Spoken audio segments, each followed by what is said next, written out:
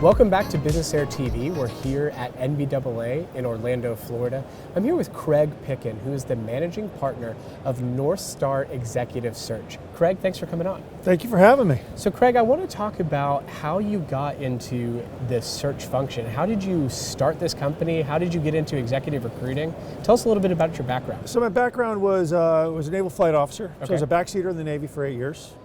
And then when I left the Navy, I landed a role at Gulfstream aircraft and spent 4 years with Gulfstream and then moved over to Bombardier business aircraft. Okay. So about 8 years with Gulfstream and Bombardier combined. I left the industry for a little while and just went off and did some real estate development with a large company. And from there I missed aviation. And interestingly enough, a guy that I used to hire to train my sales teams at the Greenbrier said, "You'd be a really good executive recruiter." And literally, that's how I became an executive recruiter. And it was, I had the know. I understand aviation. The industry was has been a lifelong passion of mine. I know the people. I've run the P&L, so it was a good fit. That happened 15 years ago. That transition happened 15 years ago. So, tell the audience, maybe somebody who is they have a goal to reach the C-suite in a mid-market aviation business. What are the key indicators that make somebody qualified or a good fit for one of those positions? Yeah, look, and this is what I tell the young kids coming up now, and I mentor a lot of college kids. It started out at University of North Carolina, Wilmington, where they've got a great mentoring program, but it's expanded out to young executives around the industry. And what I tell them early is, you got to make an impact early. As I like to say, just become the guy or the girl. So you may be in that junior role starting your career, but in that junior role, make an impact. Make yourself known to your boss, make yourself known to your company. The projects you take on, make sure they're delivered on time and flawless, and you'll make an impact, slowly but surely, or rapidly. Your career will grow. Yeah, that's great. That's great advice. And kind of staying on that trend, are you seeing business aviation at the executive level reach outside of aviation, or is it mostly recruiting away from other companies, maybe smaller companies, maybe adjacent companies inside of aviation? Yeah, I think that the times are starting to change where we really need to find impacting people from other industries and start looking at not industry knowledge, but skills that people bring to the table. Can you talk about a couple of those skills? What do you think business aviation lacks at the executive level? For instance, it's 11 o'clock in the morning here today. I've already had three conversations about finance executives.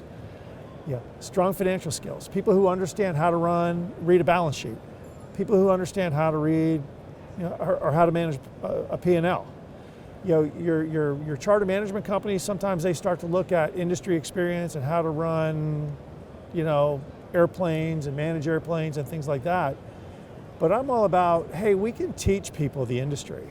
It's easier to teach really good people the industry than it is to teach industry people how to be necessarily really good. So let's shift it just a little bit. Let's talk about trends that you're seeing people talk about at the executive level. What is the number one thing that you're hearing executives talk about, whether it's industry trend or it's direction? Right? We have eVTOL, we have electric propulsion, and that gets a lot of press. What are you seeing inside of some of those closed doors? One word: people.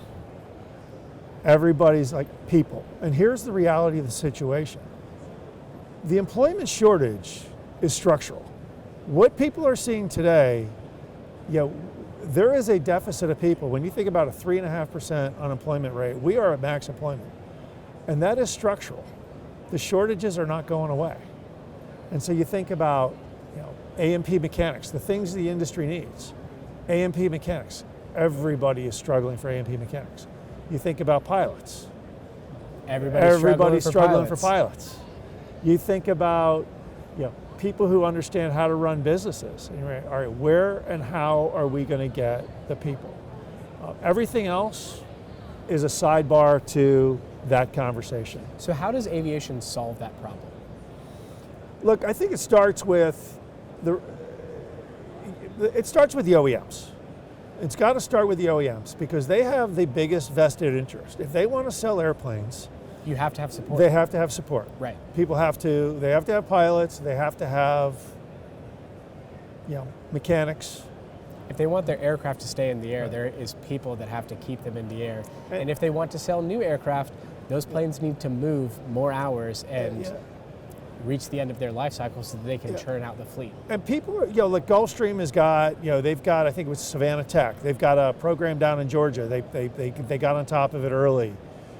I know on the commercial airline side, AAR out of Chicago is really pushing hard to grow their own, they're partnering up to get A&P mechanics. The thing that's starting to scare me though is, here's where the dichotomy is coming into play, and I don't exactly know the answer, but there's a big push for technology in the cockpit where, companies are saying, well, we can remove the pilot.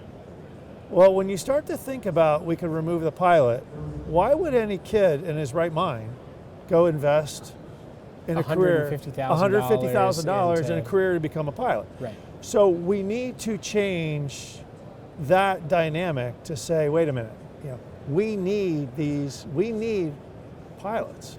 They are highly capable professionals that need to be recruited, attracted. We need them in our stables for our industry to grow. And I think one of the issues that we have is you have these companies that are pushing the envelope on autonomous flight. Right.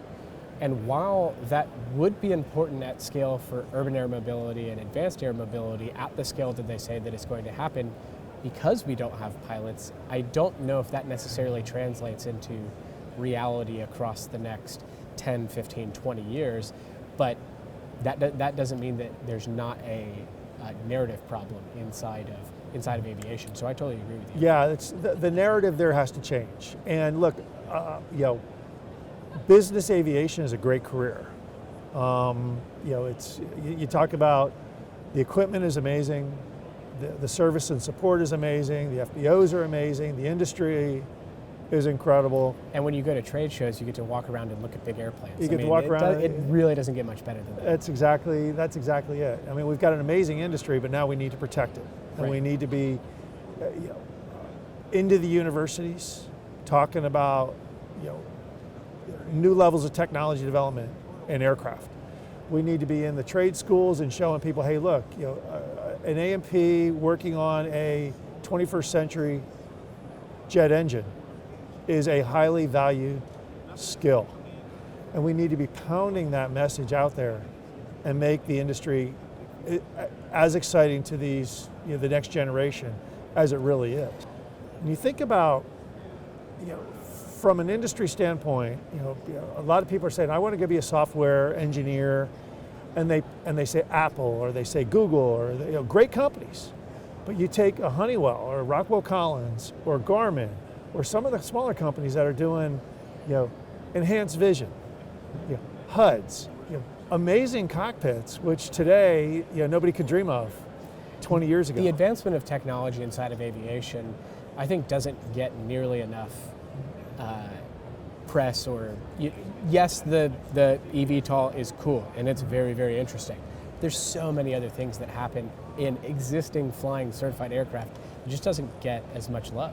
What's happening with jet engines? Now everybody wants cleaner jet engines. And it's interesting, if you talk to Richard Abulafia, one of the better known analysts in the industry, he brought up an interesting point. He goes, we have achieved over the last 50 years a 1% reduction in emissions per year. So 50% over the last 50 years. Well, now you think about jet engines are, the next evolution of jet engine won't be evolutionary, it'll be revolutionary. What does that look like? Is it revolutionary ceramics? Well, you go to Purdue University and go, what engineer wants to go work on, and they'll all raise their hands and they'll say, hey, this is great. It's a revolutionary version of the jet engine, and I helped create it. I think it's exciting.